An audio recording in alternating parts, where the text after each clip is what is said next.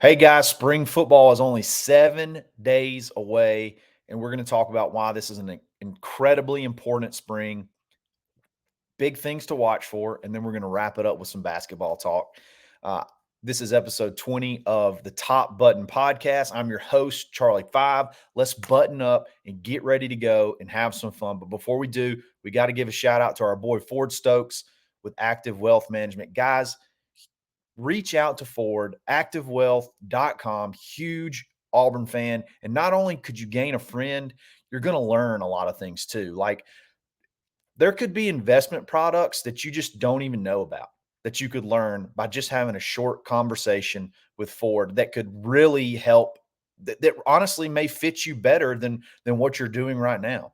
And you don't know about it because you just don't know about it. You don't have that background. You don't have that education. One call could, who knows what it could unlock. So give him a shout. And if it doesn't work out from the financial standpoint, you can book together. Talk about Auburn football. Talk about Auburn basketball.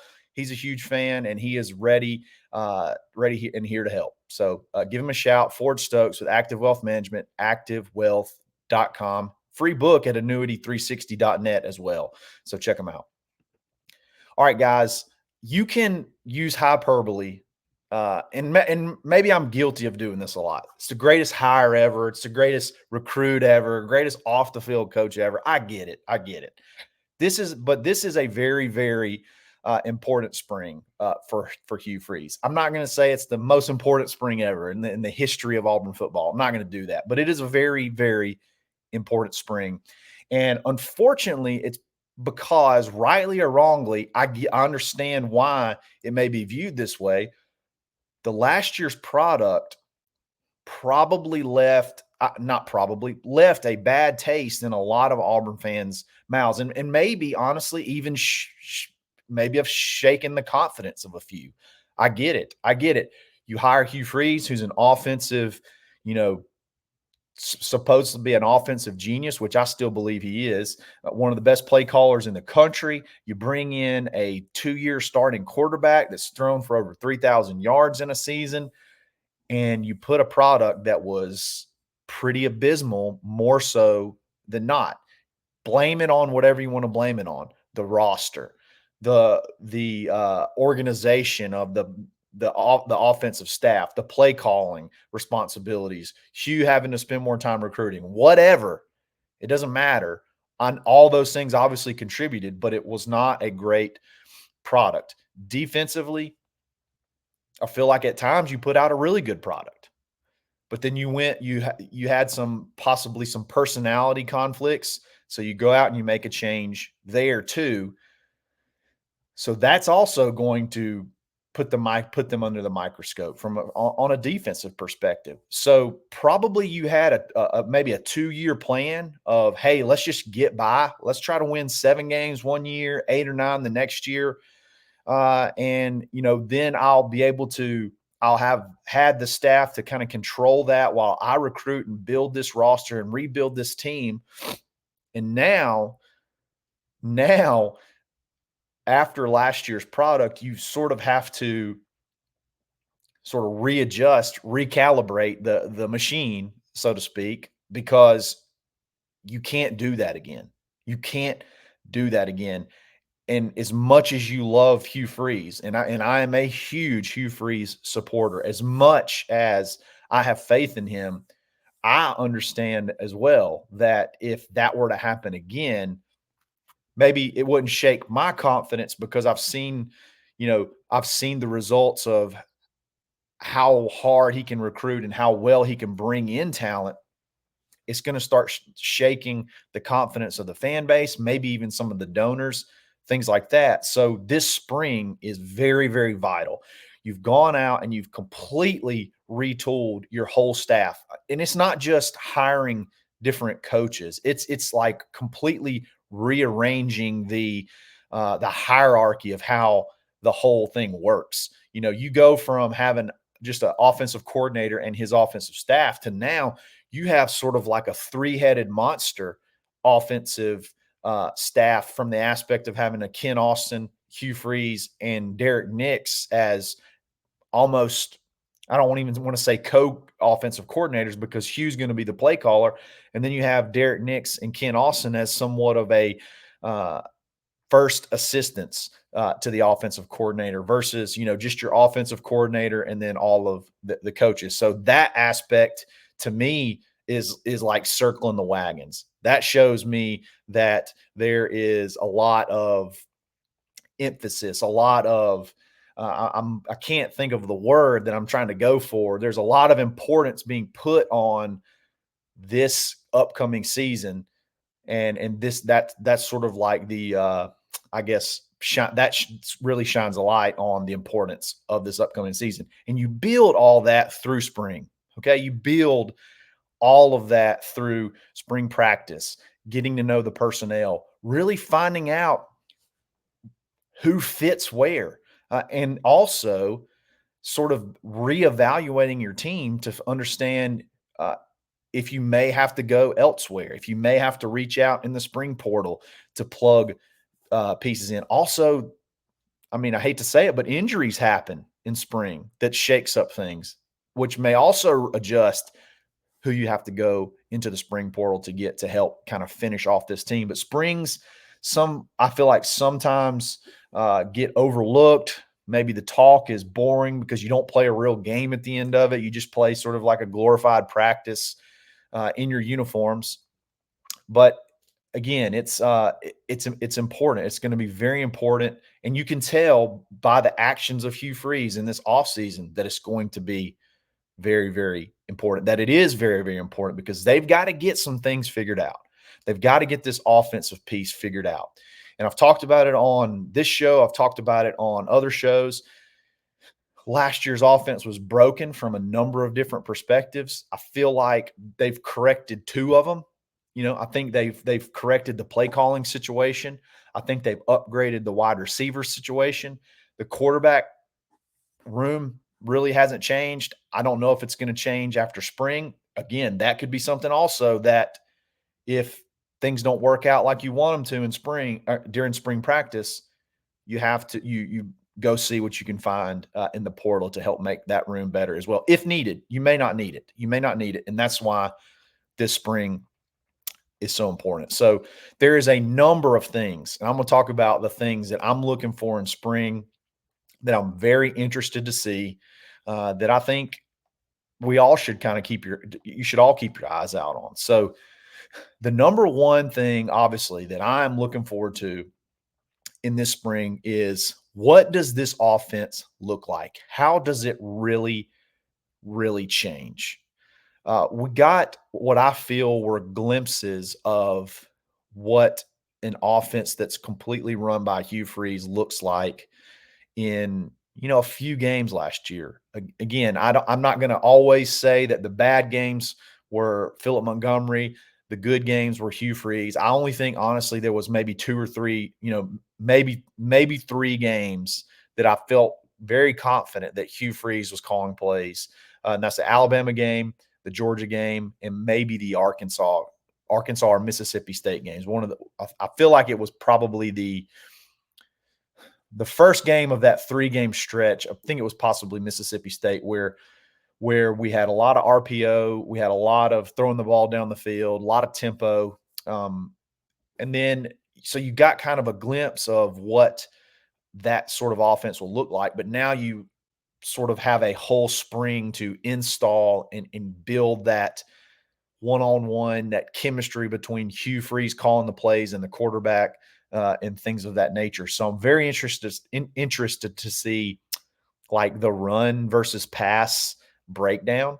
I feel like we may still have to be a little bit run heavy, not only with the backs, but with the quarterback as well. Peyton Thorne showed that, at times he was a very effective runner. He ran the ball very good against Georgia. He ran the ball very good against Alabama. He ran over a child at Arkansas on the goal line. So he's shown that he can run. He may have to still tote the rock a little bit this year if we're not quite there yet from a passing perspective. So what does that breakdown look like? And then also, what does the passing game really look like? Is it a lot of Is it a lot of one-on-one stuff, a lot of RPO stuff where you get mismatches and it's a guy beating a guy? Is it a lot of how much does Rivaldo Fairweather factor in? He was the leading receiver last year. Does it look like he's probably going to be the leading receiver again? There's just so much last year. The offense to me looked like somebody trying to run somebody else's offense. That's what it looked like to me. It looked like Philip Montgomery trying to run Hugh Freeze's offense or Hugh Freeze's terminology, and it just never seemed to click. It never seemed to click. So now, does it make more sense? Does the sequencing, how does the sequencing look? How does the, plays build off of plays and things like that? And just offensive look in general is something that I'm very, very excited to see. So, what does the offense look like? I think that's number one. Number two, who is playing where? I think that is a very interesting thing to watch. So where does a Cam Coleman line up? Obviously, not necessarily. We know he's going to be at receiver, but where? Is there anybody going to be ahead of him to start off with? Does he line up on one side, and then you have your group of dudes on the other side, like a Camden Brown and Coy Moore and things like that? And then where do these slot guys, these young slot guys, come into play? You got Bryce Kane coming in, who's by all accounts been electric in the bowl practices, and then coming in, and he's going to be in spring now going through workouts. So like, where does he fall in the lineup? I guess mainly like, how do the young guys fit into all this? And then how does the offensive line start to gel? I think that's something from a who goes where. How does that starting lineup play out? I think that's something that's going to be huge to watch. We think it's going to be Percy Lewis at left tackle. We think it's going to be Dylan Wade at guard. We think it's going to be Connor Lew at center. We think it's going to be Jeremiah Wright at right guard. We think it's going to be Isaiah Miller at right tackle. And that's probably a pretty fair assessment. But where does the depth shake out? Like, who's going to be the backup center? Who's going to be the backup guards, the backup tackles, and where do they go? Just a lot of fun stuff. To me, that's one of the most fun parts of spring, is seeing who plays where, how the depth charts work. And then you can kind of start to see. I know the game has changed a little bit and kids can leave at any point in time, it seems like, but you can kind of start to see how not only this year's roster shakes out, but what you got in the future. So it's a lot of fun. Defensively, I want to see from a standpoint of who goes where. I want to see the pass rusher situation. I want to see, we know we got Jalen McLeod. How do these young guys fit in? Or, do you see a guy, his name escapes me, from last year from Opelika, that at edge? Does he take a step forward as a redshirt freshman? Like, who goes where from a pass rushing perspective? And then your defensive line, I think that's probably one. I've talked about how I think from the front, the front three, maybe with the development of Keldrick Falk for one more year, the disruption that he could cause could over like compensate for the loss of Marcus Harris, and then you still got another solid year of Jason Jones, and then some of your portal guys that you brought in. How does that defensive line shake out? Who goes where? That's a big thing of what I'm looking for. Then a number three thing I'm looking for is I want to see the difference, the style, I guess, of defense that Durkin wants to, sort of that Durkin wants to install versus what Ron Roberts installed. I'm sort of biased because I feel like Auburn has always, at least I say always, we've had some pretty stingy defenses. We've had some guys where we could just line up and just beat you. But when Auburn has sort of a talent disadvantage, which I don't want to say we're going to be at a talent complete disadvantage a lot of times, but there's some areas where we're going to have to use other positions to sort of cover for the weak link, so to speak. So I think we're probably going to be at least I'm curious to see how the middle of the defensive line shakes out, especially with depth and if there's any injuries. So what do you do to help that? We have a young secondary. We do have a couple of older transfer guys coming in that can play, safety positions, but you're going to have probably Antonio Kite and Kayan Lee as your outside corners. I mean, those guys are very talented guys, but just not a lot of experience. So how do you use your safeties and things like that to help cover maybe some of those possible deficiencies? And then just overall in general, are you going to be, more attacking? Like I loved how Ron Roberts disguised blitzes and got pressure pretty much all the time, except for, one of the most infamous plays that'll live in the history of Auburn football lore, the 4th and goal from the 31. Uh, yeah, I love the way that he could attack. He would attack to help sort of speed the clock up of the quarterback. Is that something that DJ Durkin does? He's kind of shown that, in the past that he likes to get after the quarterback. I think they led the SEC in sacks last year at Texas A&M.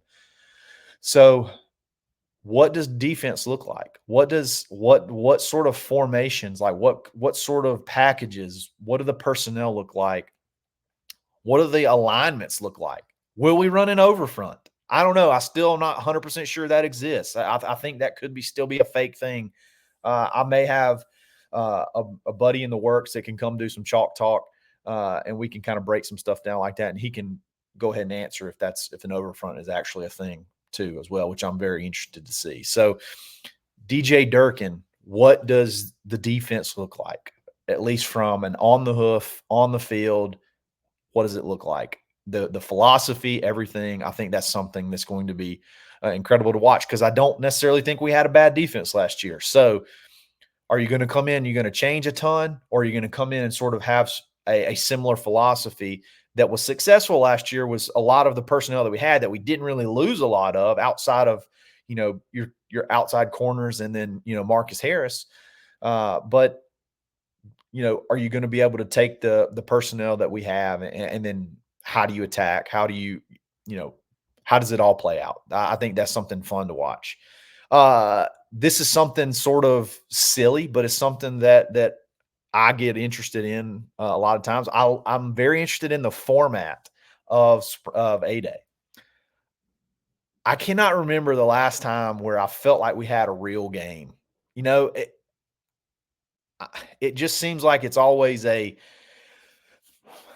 sort of like a mismatch of just stuff that happens. You have a pass skeleton where they go out and they throw around, and then you come have sort of a running clock scrimmage where it's like ones on twos and twos on ones and things like that. I would love to have. I think this would be so cool in spring, and maybe you're not deep enough to do it yet, but I would love to have and another thing is it may not be good from I don't know, it's only one game, but from a chemistry standpoint or whatever, I would love to have like a draft. I would love for you have an assistant coach, one assistant coach is a head coach, one assistant coach is another head coach, and Hugh kind of oversees the whole thing, and you have sort of like a draft where you just straight up divvy up two teams, and then you get after it, and then like a winner has a crazy prize. Like Alabama used to do it where, the winners would get steaks and the losers would get hot dogs or something like that. Like, I don't know, just something fun, because the monotony of the ones running the ball on the twos all the time. And you'll get a pass play, a big pass play every now and then. I mean, it kind of just makes the spring game kind of boring. I would love to see us spice things up a little bit. And I'm not expecting that to happen, but I think it'd be fun. What are your ideas? What are ways in the spring game that you think you could make the spring game better? I would love to hear some of those. You can put them in the comments, tweet at me on on the Twitter, on the X, whatever. I'd love to hear your ideas on how to make the spring game better. Another thing I'm looking for, this kind of silly. I'm tired of wearing the 75th anniversary same old uniforms every year. Like, We wear the same uniforms that have the little 25th or 75th anniversary or whatever it is. I don't know. It's an anniversary patch. I know it's there because it's the same dang uniforms. I want to get, if it's going to be a game, let's get spatted up. Let's get wristbands on. Let's get visors going. Let's get decals on the helmets. Like, let's make this thing a game. Let's make this thing fun. I want an intro video. Like, we want fireworks and heck, let's bring the band out there. Let's make it a real spring game. But no, all jokes aside, like the uniform thing, but I don't know why it bothers me, because it's an older jersey, so it doesn't even like look like what they wear anymore, and it's got that dang patch that's been on there since the year we wore them, whatever year that we wore those. So uniforms, like, let's go ahead, let's get some stormtroopers all the way. Let's get a stormtrooper team, and let's get the beautiful navy blues brand, the new ones. I'm not talking about the ones from 10 years ago. Let's go ahead and wear the new jerseys. Let's look good.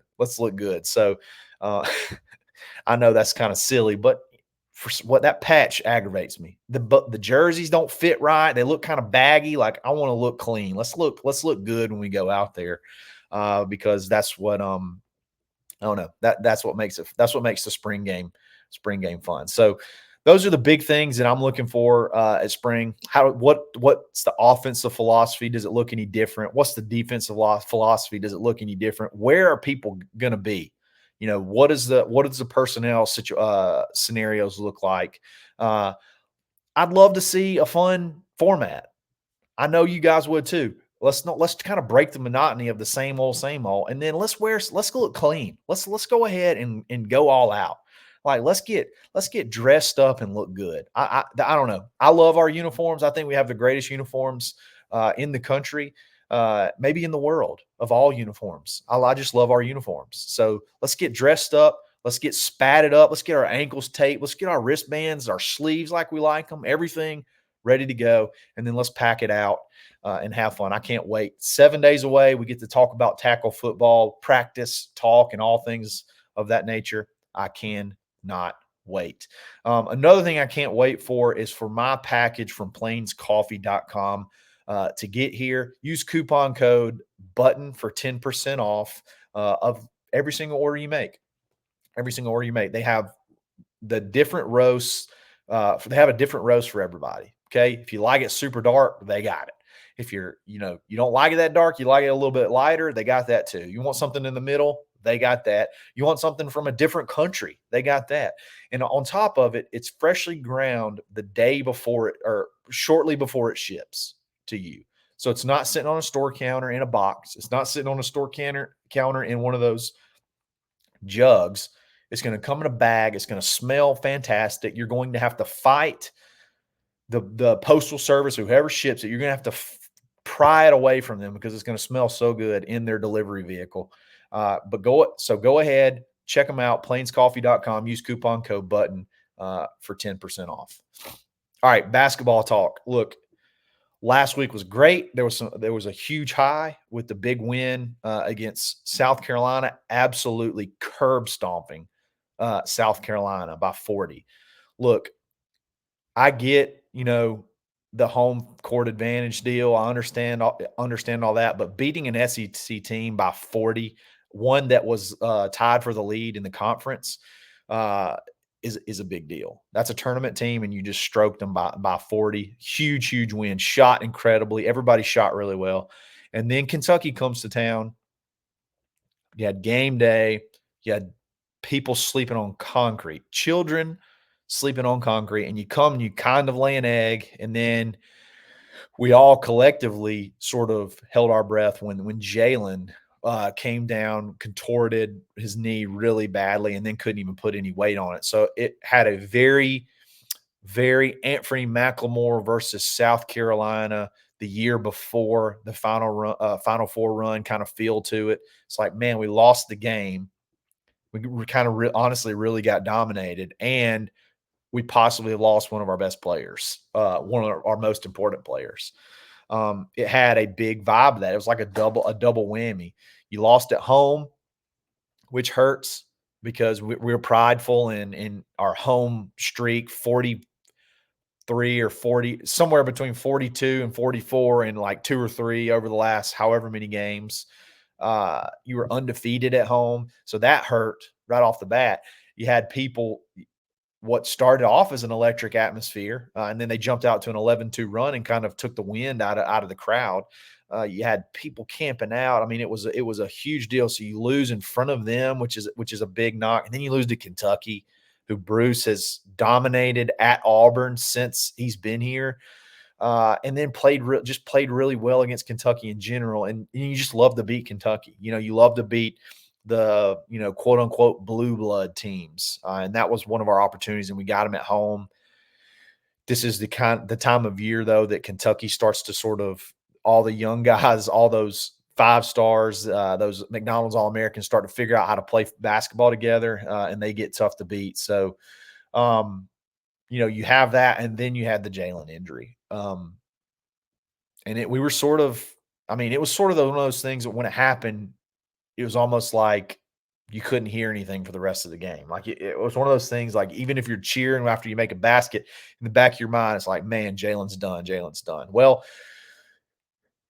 luckily, not only for, Auburn and our prospects for the rest of the basketball season, but also for Jaylin and his career, like really playing himself into possibly being, an NBA player, or at least a G League, getting a good G League invite, combine invites, things like that. Luckily for him as well, it's not a season-ending injury. It's only, possibly a sprain or a strain on some ligament in his knee.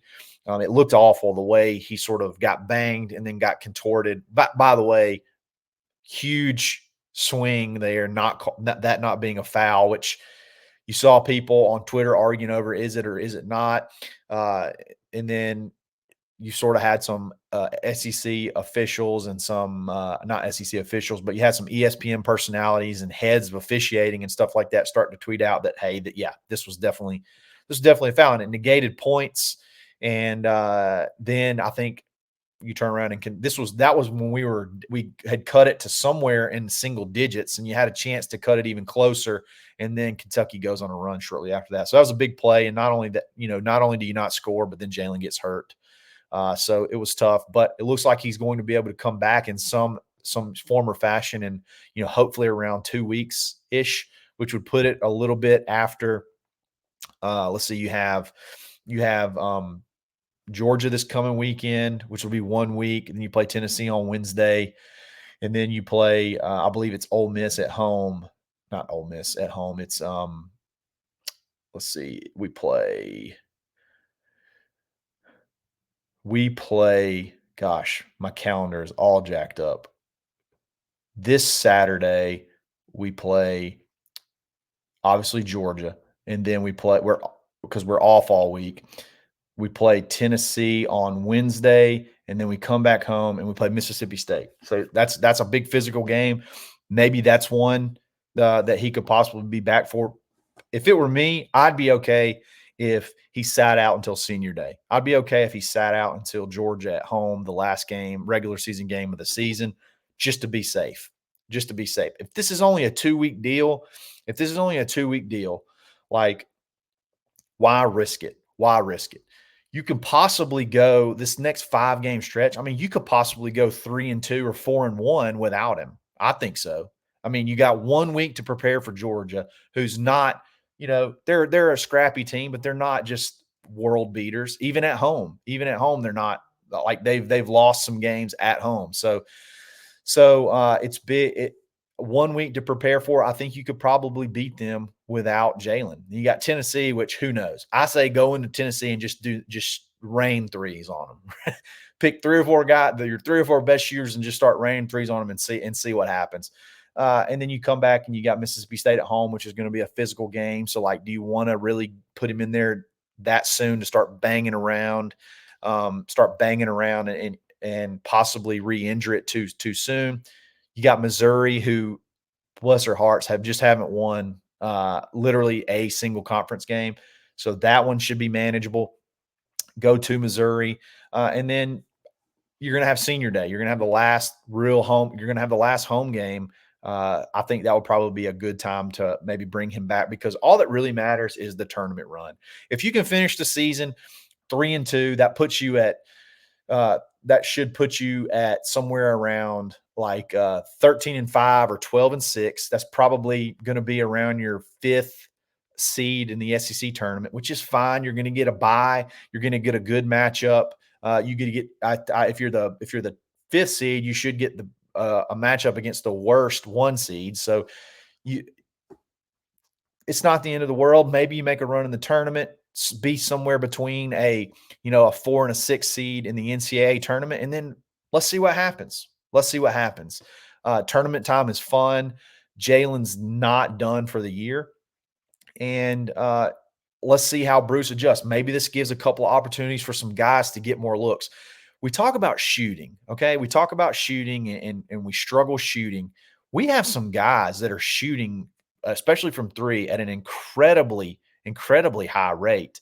And I think maybe this gives us the opportunity to give them some more looks. Chad Baker-Mazara is shooting like 45% from three in conference, but he only shoots like one a game or two a game.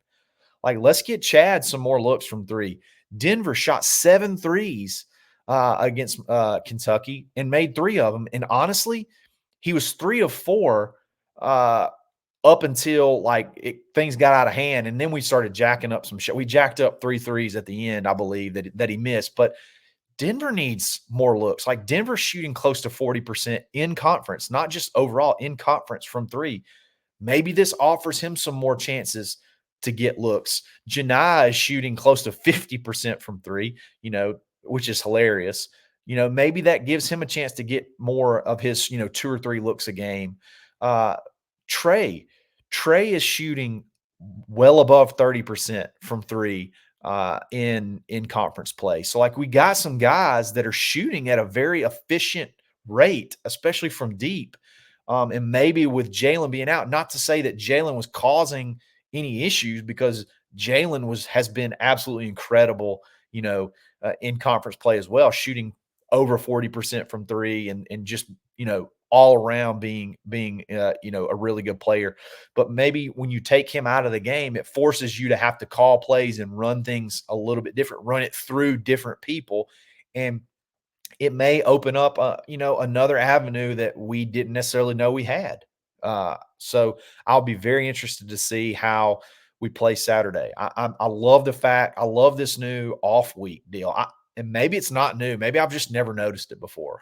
Maybe when you have a podcast, you're more locked into the schedule a little bit than you have been before. But I don't feel like I remember this off week thing, and it's come at a great time. It's come at a great time. You've had 2 Saturdays in a row where you've taken tough losses, been beaten pretty bad, and big physical games. And, you need that time to rest and sort of regain your confidence. And 1 week to prepare for, a rival. 1 week to prepare for a rival and go play in Athens. So it's big.